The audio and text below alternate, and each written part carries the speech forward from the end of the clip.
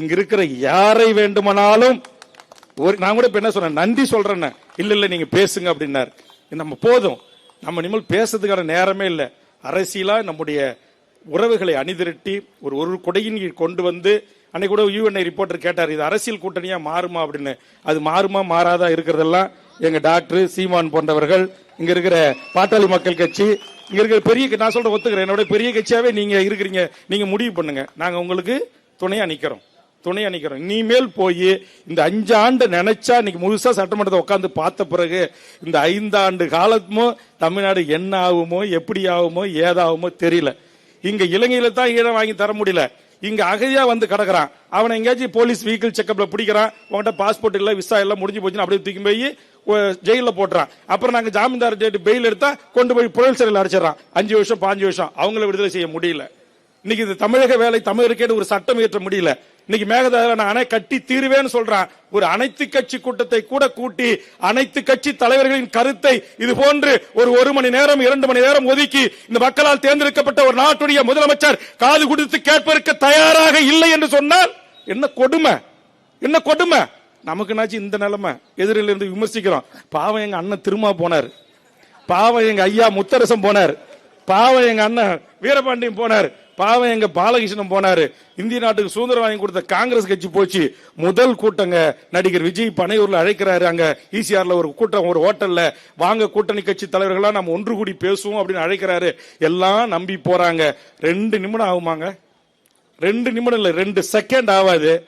இந்த இது மாதிரி மேடல ஏறி நின்று எல்லாரும் நம்ம ஒன்னா ஒரு அணியா இருக்கிறோங்கிறதுக்கு கை தூக்குங்க அப்படின்னா இதுக்கெல்லாம் எனக்கு நேரம் இல்லை என்று என்னது பனையூர் பங்களாவில் ஓடி படுத்துக் கொண்டவர் தான் இந்த நாட்டுடைய முதலமைச்சர் அண்ணன் திருமாவர்களே.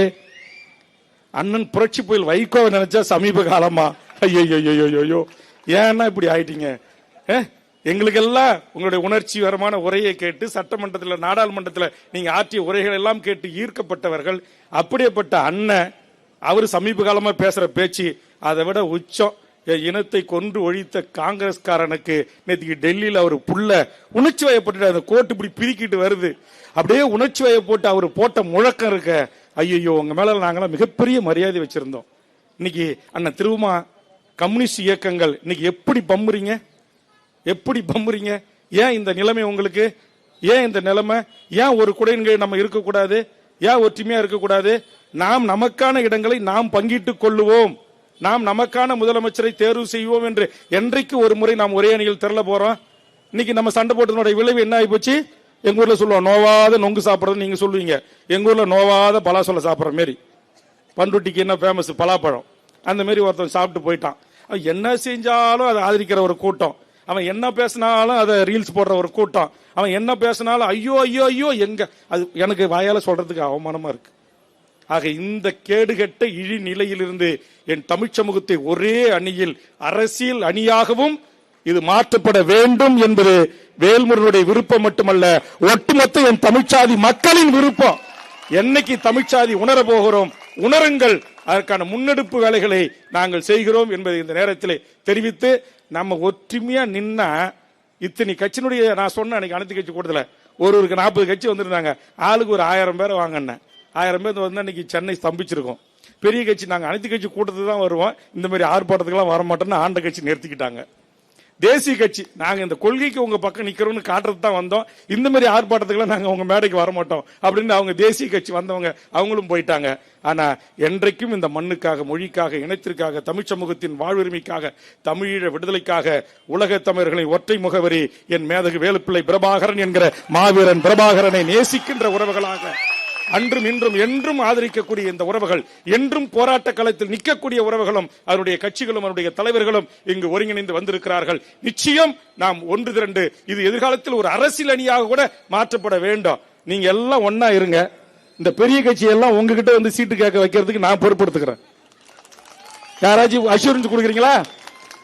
அண்ணன் எடப்பாடியாக இருந்தாலும் உதயநிதி ஸ்டாலினாக இருந்தாலும் எதிர்காலத்தில் இந்த கூட்டமைப்பு அனைத்து கட்சிகளையும் என் தமிழ்ச்சாதிகள் உள்ளடங்கிய இந்த அனைத்து கட்சி கூட்டணி தலைவர்களிடத்திலே அவர்களுக்கான இடஒதுக்கீட்டை, இடப்பகிர்வை கேட்கின்ற அரசியலை நம்மால் மாற்ற முடியும். ஆனா என்ன செய்யறது? அரசியல், தேர்தல் அரசியல் வந்தா எல்லாம் பிச்சுக்கிட்டு போயிடும். இதை மாற்றக்கூடிய ஒரு அரசியலாகவும் எதிர்காலத்தில் இருக்கணும். எல்லாவற்றுக்குமான திறவுகோல், எல்லாவற்றுக்குமான தீர்வு என்ன இருக்கு? அரசியல் அதிகாரம். அந்த அதிகாரம் இல்லாம நம்மால் ஒன்றும் முடியாது. அதனால வருகை தந்த தலைவர்கள், அடுத்தது என் செந்தமிழ் சீமான் அவர்களும், நிறைவாக டாக்டர் அவர்களும் பேச இருக்கிறாங்க. நீங்க வந்தவங்கள வேல்முருகன் பேச்சாரு, நம்ம கட்சி முடிச்சு கொடி சுருட்டு வண்டியில் ஏறி உட்கார் இருக்கக்கூடாது. நான் எல்லாரையும் பார்ப்பேன். இதுலதான் ஒற்றுமை இருக்குது. அது மாதிரி என் பேர் சொன்னா சத்தம் போடுறது இன்னொரு கட்சி அதெல்லாம் கிடையாது. எல்லா தலைவர்களையும் தமிழ் சமூகத்துக்கு உழைக்கக்கூடியவர்கள் எல்லார் பேரையும் சொல்லும் போது கை தட்டணும், அந்த ஆறாவாரம் இருக்கணும். அதனால இப்ப அண்ணன் பேச்சாரு நம்ம வண்டியை பிடிக்கும்பா அப்படின்னு பிடிக்கக்கூடாது. இப்ப 100 வேன் வந்துச்சுன்னு கணக்கு கொடுத்துருக்கான் 2 டோல்கேட்லயும். ஆனா இங்க ஒரு 50 வேன் கூட்டம் கூட இல்ல. என் கட்சிக்காரங்களை சொல்றேன்.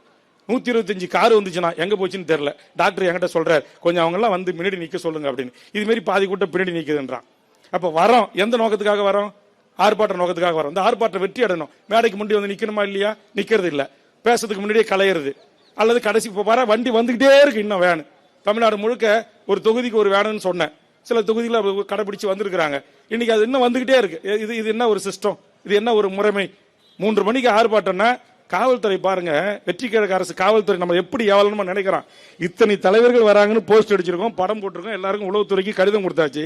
ஆனா இத்தனை தலைவருக்கும் சேர்த்து அனுமதி அளிக்கப்பட்ட கடிதத்தில் நமக்கு கொடுத்திருக்கான், 2 to 3 மணிக்குள்ள நீங்க பேசி முடிச்சுக்கணுமா. எப்படி நம்மளை பீச்ச கையால டீல் பண்றான்? வெக்கம், மானம், சூடு, சொரண, தமிழ் ரத்தம் கொதிக்கணுமா இல்லையா? பிச்சை போடுறாங்க. 2 மணில 3 மணிக்குள்ள இந்த ஆர்ப்பாட்டத்தை நீங்க முடிக்கணும்ன்றான். இவ்வளவு பெரிய ஸ்டேஜ் போட விட மாட்டேன்னு சொல்லிட்டான். அப்புறம் நானும் டாக்டர் கிருஷ்ணசாமி அவர்கள் ஐயா அவர்களும் தனியார் இங்க வந்து லோக்கல் போலீஸ் ஆபீசரை வர வச்சு இங்கதான் போடுவோம், அந்த கோர்ட்ல இருந்து இந்த கோர்ட்ல இருந்து இந்த மேடை போடுவோம், 40 தலைவர்கள் முன்வரிசை தலைவர்கள் ஒரே வழியில உட்காரணும், இங்க போடுறோம் அப்படின்னு சொன்னோம். அன்னைக்கு இருந்த காவல்துறை ஆய்வாளர் அதிகாரிகள் எல்லாம் நீங்க பேச ஆரம்பிக்கும் போது நாங்க டிராபிக்கை க்ளோஸ் பண்ணி தரோம், இது வரைக்கும் க்ளோஸ் பண்ணி கொடுக்கல, டிராபிக் விட்டுட்டு தான் இருக்கிறாங்க. சரி, அவர்கள் பொதுமக்கள் அவங்க 4 பேர் கேட்டுட்டு போகட்டும் அப்படிங்கிறதுக்காக நாங்க எதையும் நான் இடையில குறுக்கிட்டு சொல்லாம இருக்கிறேன். நான் எதற்கு சொல்றேன்னா, நம்மளை எப்படி அவர்கள் டீல் பண்றான் பாருங்க. அப்ப எங்கேயோ ஒரு கோட்டையில உட்காந்துக்கிட்டு வெளி உலகமே தெரியாம ஏதோ ஒரு மெதப்புல உட்காந்துக்கிட்டு நம்மளை எல்லாரும் அப்படி கையாளுறாங்க. அதனாலதான் இந்த மண்ணின் பூர்வீகுடி மக்களாக இருக்கிற, உழைக்கும் மக்களாக இருந்த 10 தலைமுறை வாழ்ந்த நம்முடைய தேயிலை தோட்ட தொழிலாளர்களாக அந்த மாஞ்சோலையில் வாழ்ந்த இந்த மண்ணின் பூர்வீகுடி மக்களை ஏன் என்று, எதற்கு என்று விளக்கம் கூட சொல்லாமல் நீதிமன்றங்கள் சொல்லிவிட்டது என்று அடித்து தூக்கி எறிகிறான். இன்னைக்கு மேகமலையில தூக்கி எறிகிறான். கம்யூனிஸ்டுகள் தலைமையில் அங்க ஆயிரக்கணக்கான போராட்டம் நடந்து கொண்டிருக்கிறது.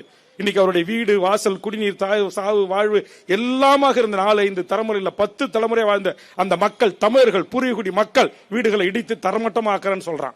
இன்னைக்கு நீலகிரியில் அந்த நிலைமை, கோயம்புத்தூர்ல அந்த நிலைமை, இன்னைக்கு வால்பறை பகுதியில் அந்த நிலைமை, மாஞ்சோலையில் அந்த நிலைமை, எவ்வளவு கொடுமை நமக்கு நடந்தேறி கொண்டிருக்கிறது. தமிழ் சமூகத்திற்கான வாழ்வுரிமை சிக்கல்களில் எப்போது நமக்கு தீர்வு கிடைத்திருக்கிறது? ஏதாவது ஒண்ணுல தீர்வு கிடைத்திருக்கிறதா?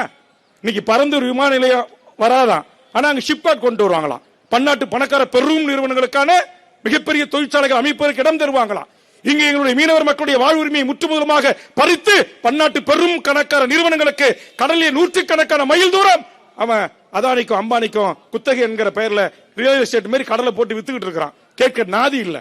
ஆக அதிகாரம் வலிமையானதுதான். அந்த அதிகாரத்தை நாம் கைப்பற்றுவதற்கான அரசியல். எனக்கு இந்த கேடுகட்ட அரசியல் தான் போய் முடியும்.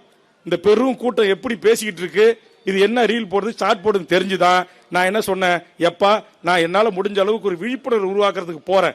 ஐயோ இவனு கூட எல்லாம் போய் சட்டமன்றத்தில் சொன்னாங்க, வந்து கன்வின்ஸ் பண்ணான். திமுக 2ஆம் கட்ட தலைவர்லாம், நீங்களாம் சட்டமன்றத்தில் ரொம்ப முக்கியம், பேசக்கூடிய ஆள், நீங்களாம் சரியா உள்ள போகணும் அப்படின்னாங்க. ஐயோ இவனுக்கிட்ட போய் நம்ம பேசி நமக்கு என்ன புரியும்? இந்த எல்லா பத்திரிகை கணிப்பு அப்படி இப்படி சொல்றது நானும் கொஞ்சம் கணிச்சேன். இது எல்லாம் இந்த காளியாங்குடி கூட்டம், என்னமோ ஒரு கூட்டம் எல்லாம் அங்கதான், நாங்க யாரோ ஒருத்தர் பேரை சொல்லிக்கிட்டு தெரியுது. அதனால இந்த தேர்தலில் நம்ம நிக்க கூடாது, நாம் இது போன்ற ஒரு வேலையை செய்யும்.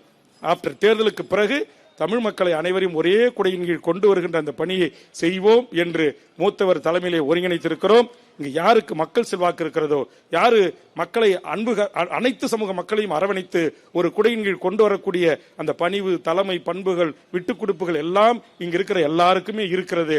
ஆக நாம் அனைவரும் ஒன்று சேர்ந்துதான் இது அனைத்து கட்சி தலைவர்களின் தலைமையில் இந்த போராட்டம் ஒரு சின்ன ஒரு கவன ஈர்ப்பாகத்தான் இதை நான் நடத்துகிறோம்.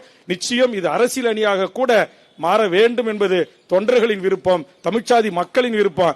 இங்க இருக்கிறத விட இந்த வெளிநாட்டுக்கு போய் கூலி வேலை செஞ்சு உழைச்சி 100வது மாடல தலைகிழ கட்டி தொங்க விட்டு பெயிண்ட் அடிக்கிறான அவன் தான் இந்த தலைவர்கள் எல்லாம் இந்த மேடையில ஒன்னா இருக்கணும்னு விரும்புறான். எங்க அரசியல் களத்திலும் ஒன்னா நிக்கணும்னு விரும்புறான். புலம்பெயர்ந்த ஈழ தமிழர்கள் அதை விரும்புகிறார்கள். நீங்க தமிழ்நாட்டில் ஏங்க இப்படி போயிருக்கீங்க, ஏங்க என்னைக்கும் ஒன்னாக மாட்டேன்றீங்க அப்படின்னு எந்த நாட்டுக்கு போனாலும் முதல் கேள்வி அப்படிதான். ஏன் வேல்முருகன் நீங்க ஒரு பெரிய தனியா ஒரு கட்சி, சீமான் அண்ணன் ஒரு தனியா ஒரு கட்சி, உங்க ராமதாஸ் ஐயா ஒரு தனியா ஒரு கட்சி, திருமாவளவன் ஒரு தனியா கட்சி, டாக்டர் கிருஷ்ணசாமி ஒரு கட்சி, தனியரசு ஒரு கட்சின்றான். அவனுக்கு பதில் சொல்லவே முடியல. ஆக அவர்களுடைய ஆவல், அவருடைய எண்ணம் நாம் அனைவரும் ஒரு குடையின் கீழ் ஒற்றுமையாக இருக்க வேண்டும் என்பதுதான். அதை இனிமேலாவது இந்த கூட்டமைப்பு இந்த தமிழ் சமூகத்திற்கான வாழ்வுரிமை சிக்கல்களில் நாம் ஒன்று கூடி போராட்டங்களை முன்னெடுத்து நாம் வலிமையாக நின்று அரசியல் அதிகாரத்தை நிறுவக்கூடியவர்களாக, அரசியல் அதிகாரத்தை நாம் தீர்மானிக்கக்கூடியவர்களாக, நமக்கான இடங்களை நாமே பங்கிட்டு எடுத்துக்கொள்ளக்கூடிய ஒரு அரசியல் கூட்டமைப்பாகவும் இது எதிர்காலத்தில் உருவாக வேண்டும். அதற்கு மேடையிலே வீற்றிருக்கிற தலைவர்கள் அணியுமாக வேண்டும் என்று வேண்டுகோளை வைத்து இந்த கூட்டமைப்பினுடைய வேண்டுகோளை ஏற்று பெரும் திரளாக பல்லாயிரக்கணக்கிலே திரண்டு வந்த அனைத்து என் உறவுகளுக்கும் நெஞ்சார்ந்த நன்றியை கூறி, எங்கள் அழைப்பை ஏற்று வருகிற இந்த பத்திரிகை ஊடக நண்பர்களுக்கும் பாதுகாப்பளித்த காவல்துறைக்கும் என் நெஞ்ச நிறைந்த நன்றிகளை கூறி, இங்கு எந்தவித ஈகோவும் பார்க்காமல் வருகை தந்து உரையாற்றிய அனைத்து தலைவர்களுக்கும் என் நெஞ்சார்ந்த நன்றியை கூறி நிறைவு செய்கிறேன். நன்றி, வணக்கம்.